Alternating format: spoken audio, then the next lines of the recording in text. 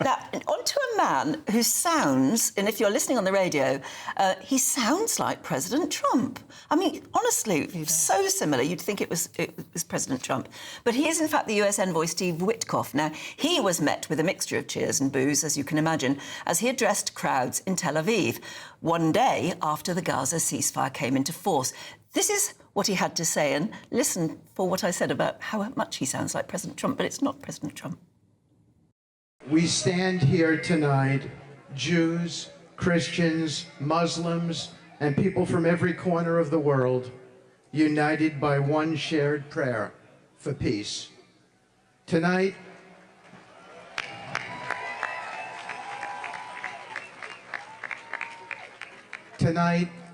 we celebrate something extraordinary, a moment that many thought was impossible. Yet here we stand, living proof that when courage meets conviction, miracles can happen. While the deal was met with applause, the Israeli Prime Minister, Benjamin Netanyahu, didn't receive the same warm reception. To Prime Minister Benjamin Netanyahu, I was in the trenches. Guys, let me just finish my thought. I was in the trenches with the Prime Minister. Believe me, he was a very important part here. Well, Donald Trump, on the other hand, was praised for his role in potentially ending the conflict, a sentiment the Prime Minister will echo when he gets to Egypt tomorrow, where he is going to attend the signing of the peace deal. A lot of people getting in touch this morning saying, how come he's going out there? Is it just to have his photograph taken? I suppose it is historic. Yeah, well, we should say, shall we? We're joined now by Middle East correspondent and author Jotam Confino. Jotam, thank you very much for joining us this morning. What's the mood like? How are people feeling? Is there a feeling of optimism?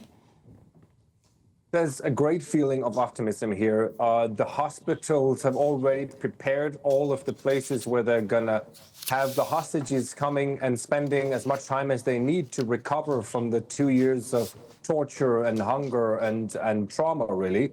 And people in Tel Aviv, for example, are going to be gathered once again at Hostage Square to watch the first footage of these hostages coming out, which is set to be tomorrow morning. That's what we're being told here. So there's so much, I would say, hope and of course, also a bit of nervousness, because everything can fall apart at the very last moment. It's not done until it's done.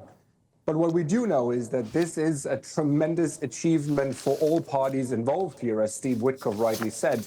And it does look like at least the first phase of the ceasefire is going to be implemented. The big question is, how and when will the second phase of the ceasefire be implemented, which is just as important, of course, as the first one?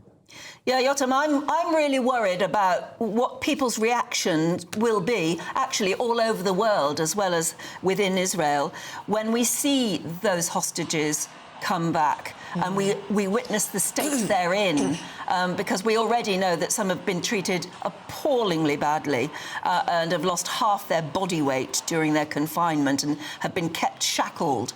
I think when we see that, it'll be very uncertain as to what the world reaction will be. Yeah, well, I think we can say for sure that those who are standing on the right side of history will be celebrating these poor people who are coming out, regardless of the state that they're in. The fact that they are not ending their days and their lives inside Gaza is an achievement in itself. But of course, it's a bittersweet feeling for many Israelis. Some are going to have to bury their loved ones. They're only going to close this chapter 2 years after their loved ones were killed. Some of them were killed on October the 7th, and their bodies were dragged into Gaza.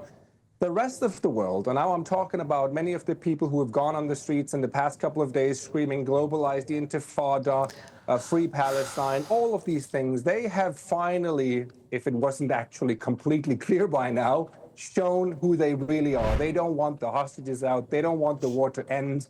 They don't want the genocide, as they call it, to end. They want to annihilate the state of Israel. It is very, very clear. So you will see a twofold reaction, those who celebrate and those who go and continue to protest, because this is what they are. They don't want Israel to exist. And this is, I think, the best example we have so far of what they truly are and who they really are. It's interesting, Jotam, you know, on the streets of London yesterday, we saw a big Palestinian peace march, when there is already at the moment peace at least, and the London mayor saying from the river to the sea isn't necessarily an anti-Semitic chant. I mean, what reaction do you have to that kind of comment? I think Sadiq Khan has failed the Jewish community utterly. He has done a lot to combat Islamophobia, as something he actually believes is the same as hatred against Jews, an insane thought in itself. He has failed the Jewish community utterly. The Jews that I speak to who live in London are extremely disappointed with him, at least most of the people that I speak to. But look, it's not just in London. I'm half Danish, and I am following what's happening in Denmark. Yesterday, there was an official ceremony to mark the second anniversary of the October 7th slaughter. The pro-Palestinian demonstrators came to get the Zionists off the streets, as they said. They came to sabotage. They were screaming at the top of their lungs at these people who were literally there to honor the memories of 1,200 people who were slaughtered. They were burning Israeli flags. To me, this is, again, the best example of the hatred that fuels not all of the demonstrators, but a majority, in my opinion, from what I look at all of these demonstrations taking place all over the world. Well, we'll leave it there, Jotam, and we will be watching Hostage Square avidly over the next few hours to hope that something meaningful does happen anyway. Thank you so much for joining us. I think that's a great point you made, Anne. When we see these hostages, I think the reaction, hopefully the reaction of most people with a heart will be going, oh my God, what has happened? And it will make people angry again. So yeah, that's what I hear. You can only hope that it doesn't damage. Paul has been in. Using the internet without a VPN, a virtual private network, is a bit like taking to the road without car insurance. All it takes is one unlucky moment to cost you a lot of cash.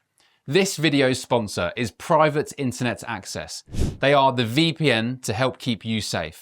Click the link in the description below to find out why over 30 million people have downloaded PIA to protect themselves online. A virtual private network is an app that hides your IP address and helps keep your data private. When you're browsing the internet at home, you give up a large amount of data to businesses, to shops, and indeed to social media giants too. Hackers have the ability to steal your personal data with ease, including sensitive information such as passwords, keystrokes, and even your personal photos. Private Internet Access helps protect your personal data by encrypting your internet connection to keep your data out of the hands of cybercriminals. And it's not just hackers either to be concerned about. Information can be censored too. When Canada passed their C-18 bill, social media giants decided to ban news content on their platforms. But PIA can protect your ability to consume the news and content you love. Private Internet Access is available for Windows users, Mac OS, Android, Linux, iOS, and you can use one PIA subscription to protect an unlimited amount of devices. And we've got a huge GBNews discount for you too. Click the link in this video's description and you'll get a massive 83% off PIA. That's under £2 a month, the price of a coffee, and you'll get an extra 4 months completely free on top. Also, there's a 30-day money-back guarantee too. Visit piavpn.com/GBnews to start protecting yourself digitally today. Well, we're joined now by the Honorary President of the Conservative Friends of Israel, Lord Stuart Polak. A very good morning to you. Thanks for joining us. What are your thoughts as we teeter on the brink of what could be an absolute breakthrough and an era of peace? Well, my thoughts initially was that I was on the wrong programme because I'm not a dog lover, I'm afraid, or a pet lover. But I'm in Jerusalem. I'm in Jerusalem, and we're all here waiting for tomorrow, when the hostages hopefully will be together with their families. It's a moment of expectation. Nobody wants to go over the top until these people are seen. So yeah, it's a very exciting time in many ways. I mean, we're going to have Keir Starmer and Donald Trump in Egypt, Sharm el-Sheikh, excuse me, for the signing of this document. But there is still a long way to go. There are lots of issues that Hamas still have with it, certainly about who is going to take control of Gaza when phase 2 of the peace deal begins.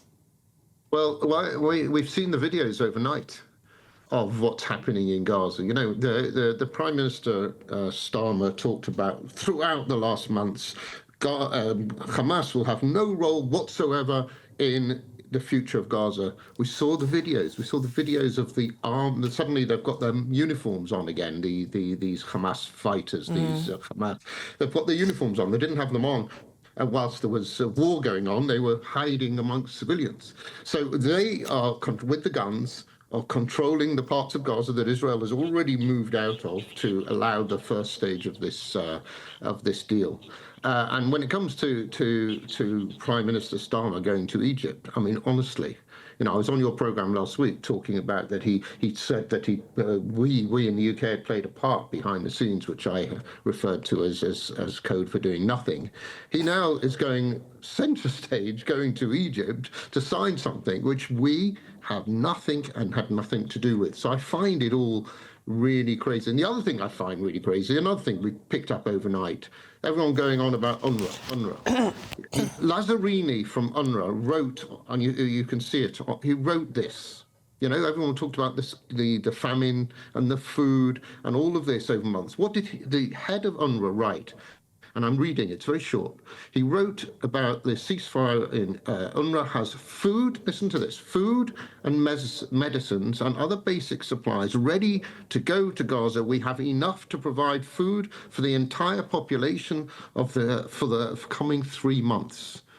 What a sham. What a sham that's gone on in the last months.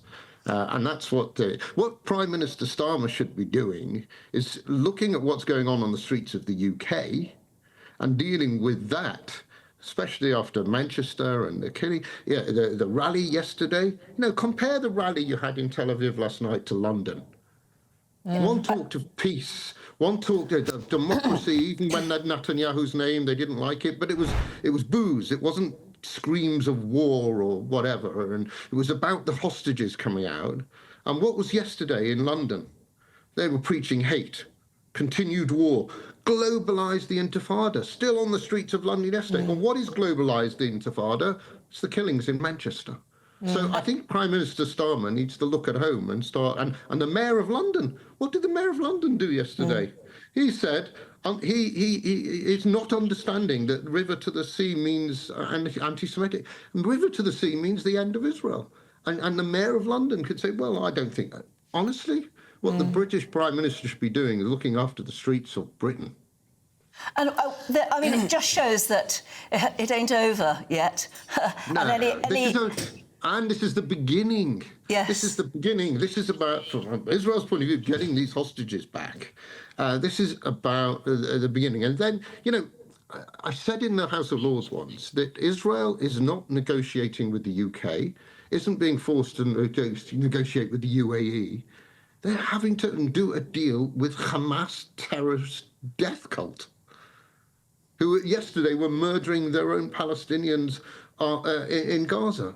That's what Israel, the democratic state, was having to do, and the world came through. And what President Trump has done is remarkable and got to this point. But it's only literally stage one of a very long, long road ahead. And what we want, all of us, is peace. And the way to, as proven by what Donald Trump has done, is that it's peace through strength.